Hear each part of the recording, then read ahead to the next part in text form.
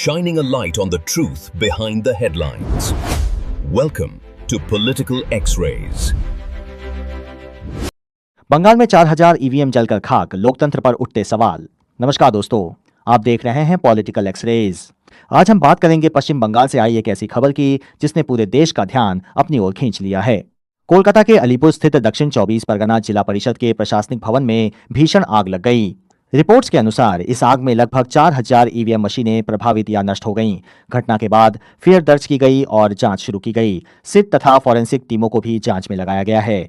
दोस्तों, ईवीएम केवल मशीन नहीं होती, यह लोकतंत्र की उस प्रक्रिया का हिस्सा होती है जिसके माध्यम से जनता अपनी सरकार चुनती है। यही कारण है कि जब हजारों ईवीएम एक साथ आग की चपेट में आ जाएं, तो यह केवल एक आगजनी की घटना नहीं रह जाती, यह जनता के विश्वास से जुड़ा मामला बन जाता है। मामला में जनता के बचापन थायरा में रिपोर्ट्स के अनुसार पश्चिम बंगाल के अग्निशमन राज्य मंत्री कौशिक चौधरी ने कहा कि लगभग 4000 ईवीएम इस आग में नष्ट हुई और ये मशीनें हालिया विधानसभा चुनाव में लगभग 10 विधानसभा क्षेत्रों में उपयोग की गई थीं। लेकिन सबसे ज्यादा चर्चा जिस बात की हो रही है वह है आग का फैलाव।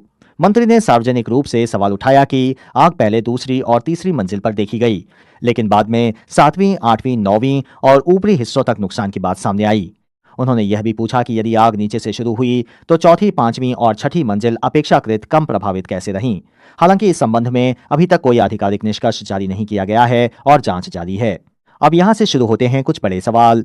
पहला सवाल, क्या भवन में पर्याप्त फायर सेफ्टी सिस्टम मौजूद था? यदि मौजूद था तो आग इतनी देर तक क्यों फैलती रही? दूसरा सवाल, इतनी बड़ी संख्या में ईवीएम एक ही भवन में क्यों रखी गई थी? क्या इनके लिए कोई अलग और अधिक सुरक्षित भंडारण व्यवस्था नहीं होनी चाहिए थी? तीसरा सवाल, जब चुनाव आयोग और प्रशासन चुनावी सामग्री की सुरक्षा को अत्यंत महत्वपूर्ण मानते हैं तो इस भवन की सुरक्षा व्यवस्था का ऑडिट कब हुआ था?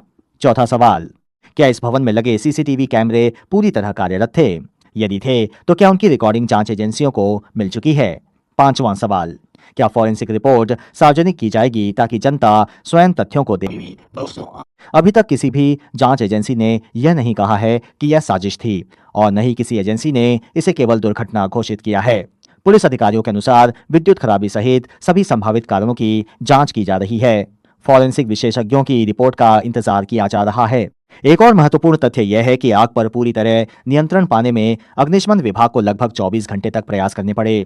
कई दमकल गाड़ियों को मौके पर लगाया गया और इमारत को सुरक्षा घेरे में ले लिया गया। अब सवाल केवल ईवीएम का नहीं है, सवाल है जवाबदेही का, सवाल है पारदर्शिता का, सवाल है जनता के विश्वास का। यदि यह दुर्घटना थी तो इसके कारण सामने आने चाहिए। यदि कोई लापरवाही हुई है तो जिम्मेदार लोगों पर कार्रवाई होनी चाहिए और यदि जांच में कोई अन्य तथ्य सामने आता है तो वह भी जनता के सामने रखा जाना चाहिए, क्योंकि लोकतंत्र में सबसे महत्वपूर्ण चीज केवल चुनाव नहीं होती, सबसे महत्वपूर्ण चीज होती है जनता का विश्वास। पॉलिटिकल एक्सरेज किसी निष्कर्ष पर नहीं पहुंच रहा, हम केवल वही सवाल पूछ रहे हैं जो देश का आम नागरिक पूछ रहा है। क्या आपको लगता है कि इस मामले की पूरी जांच रिपोर्ट सार्वजनिक होनी चाहिए? क्या ईवीएम भंडारण की व्यवस्था की स्वतंत्र समीक्षा होनी चाहिए? और क्या ऐसी घटनाओं को रोकने के लिए पूरे देश में नई सुरक्षा व्यवस्था लागू की जानी चाहिए?